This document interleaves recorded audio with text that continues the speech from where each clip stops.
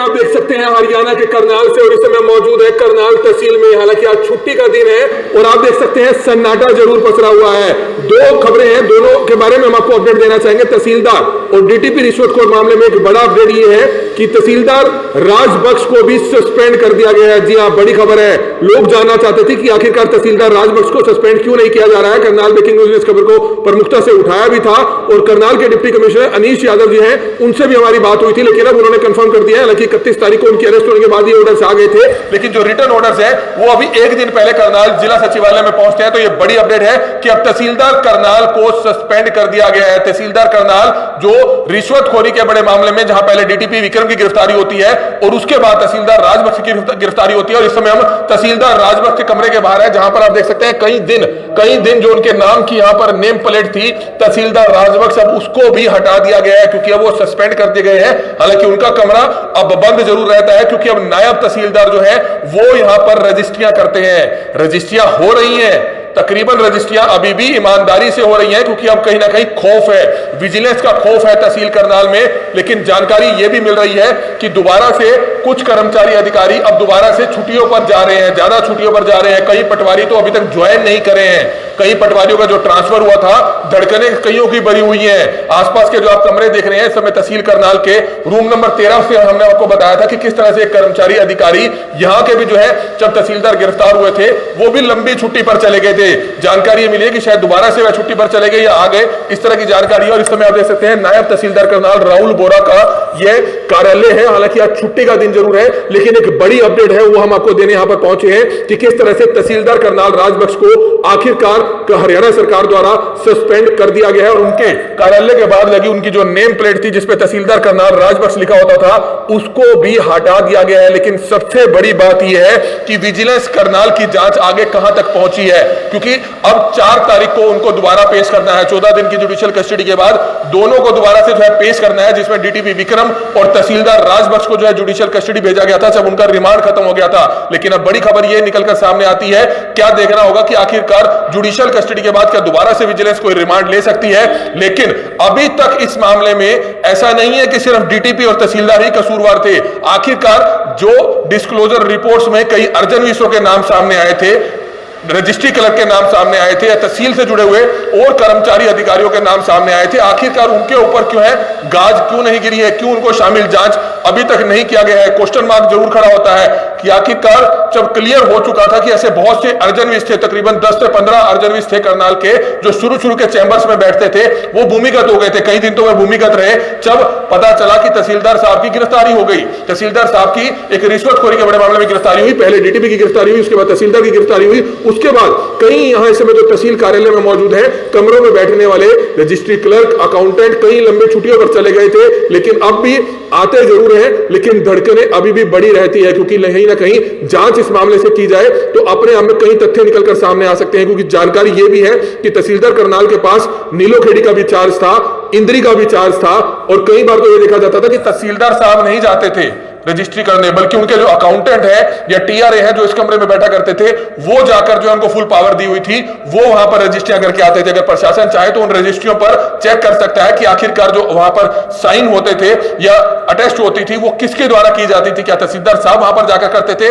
ऐसा क्या था कि किसी और कर्मचारी अधिकारी को उन्होंने इतनी पावर दे रखी थी। और दूसरी बड़ी बातें निकलकर सामने आई कि जिस तरह से तहसीलदार करनाल के पास नीलोखेड़ी का भी चार्ज था, इंद्री का भी चार्ज था, और कई करोड़ों रुपए की संपत्तियां जोड़ी गई हैं। और जानकारी यह भी मिली है कि निगदू में एक प्राइवेट कॉलोनी काटी जाती है जिसमें भी तहसीलदार राजबख्श का हिस्सा बताया जाता है। उस मामले में आखिरकार क्या कुछ निकला? क्या एक अधिकारी जो करनाल जिले में तहसीलदार है, वो तहसीलदार रहते हुए खुद अवैध कॉलोनियों में पार्टनरशिप करेगा?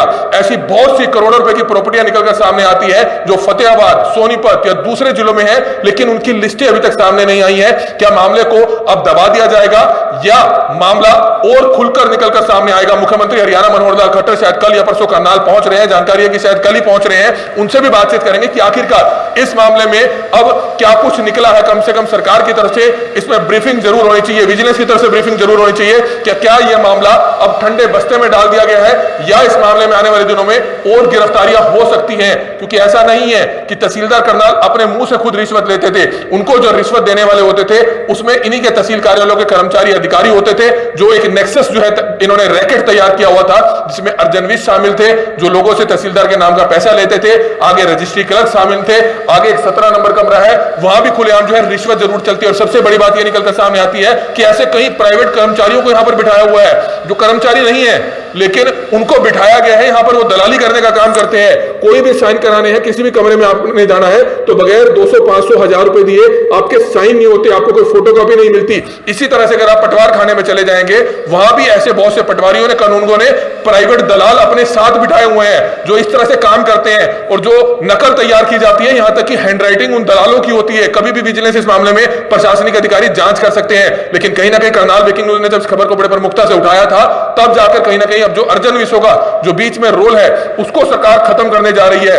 ऑनलाइन सिस्टम जो है किया जा रहा है, क्योंकि अर्जन विस जो रजिस्ट्री टाइप करने वाले होते हैं, जो बिल्कुल सामने चैंबर्स हैं, यहां पर बैठते होते हैं। लेकिन हम इस खबर को इसलिए दिखा रहे हैं ताकि लोग अगर रजिस्ट्री कराने आते हैं, रजिस्ट्री टाइप कराने आते हैं, तो एक सिंपल तरीका आने वाले समय में सरकार जारी करने जा रही है। एक पोर्टल पर, वेबसाइट पर वो तमाम 25 फार्म डाल दिए जाएंगे जिसमें सिर्फ फिल इन द ब्लैंक्स आपको भरने होंगे कि प्रॉपर्टी आपने कहां से खरीदी, किससे खरीदी, कितनी प्रॉपर्टी है, ताकि वो खुद फार्म आप निकालकर आप तहसीलदार के पास रजिस्ट्री अटेस्टेड करा सकते हैं। क्योंकि अब अगर आप डॉक्यूमेंट्स अर्जन विसो से टाइप कराते हैं तो 3 से 5,000 रुपए लेते हैं, जबकि सरकारी फीस मात्र 200 से 300 रुपए होती है। और वहीं से आपको डरा दिया जाता है कि तहसीलदार को 1% देना होगा, तब जाकर आपकी रजिस्ट्री होगी। तो कहीं ना कहीं अर्जन विसो का जो रोल है आने वाले दिनों में खत्म सरकार कर रही है, क्योंकि जो कमीशन और रिश्वतखोरी का जो मामला है वो वहीं से शुरू होता है। लेकिन अब देखने वाली बात है कि क्या तहसीलों में फैला जो भ्रष्टाचार है, जो सालों से चला आ रहा है, क्या हरियाणा की मनोहर सरकार इसको खत्म कर पाएगी? अकेले तहसील में नहीं बल्कि और भी बहुत से महकमे हैं। खाद्य पूर्ति महकमा जो सबसे भ्रष्ट महकमा माना जाता है, जिसमें सीधे तौर पर गरीबों का गेहूं डकार जाते हैं, गरीबों को बांटे जाने वाला राशन जो होता है उसको डकार जाते हैं। फर्जी बीपीएल कार्ड बनाकर जो राशन मिलता है सरकार से, उसको जो है बिल्कुल अंदर खा लिया जाता है। लेकिन मामले बहुत दर्ज हुए, खाद्य पूर्ति विभाग के ऐसे बहुत से अधिकारियों पर मामले जरूर दर्ज हुए, लेकिन आज तक कार्रवाई नहीं हुई है।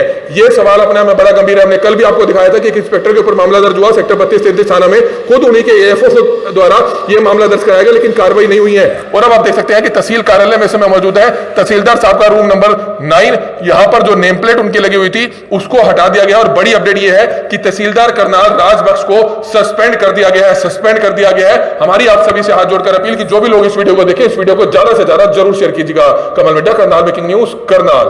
करनाल में हरियाणा की हर बड़ी खबर करनाल ब्रेकिंग न्यूज आप तक सबसे पहले पहुंचाता है, लेकिन कुछ एक लोगों की शिकायत है कि हमारी खबर उन तक नहीं पहुंचती है। तो आज ही अपना फेसबुक प्रोफाइल खोलिए, उसके बाद जब आप करनाल ब्रेकिंग न्यूज पेज खोलेंगे तो ये फॉलोइंग का ऑप्शन आएगा, इसको आपने क्लिक करना है और उसके बाद आपको ये फेवरेट्स का बटन दबाना है, जिसके बाद करनाल व हरियाणा की हर बड़ी खबर सबसे पहले आपके मोबाइल फोन तक पहुंचेगी। करनाल में हरियाणा की हर बड़ी खबर अगर आप चाहते हैं आपके पास सबसे पहले पहुंचे, तो आज ही अपना मोबाइल फोन ओपन कीजिए, उसमें प्ले स्टोर में जाइए और करनाल ब्रेकिंग न्यूज की जो हमारी न्यूज ऐप है उसको डाउनलोड कीजिए, उसको इंस्टॉल कीजिए, ताकि करनाल व हरियाणा की हर बड़ी खबर आप तक सबसे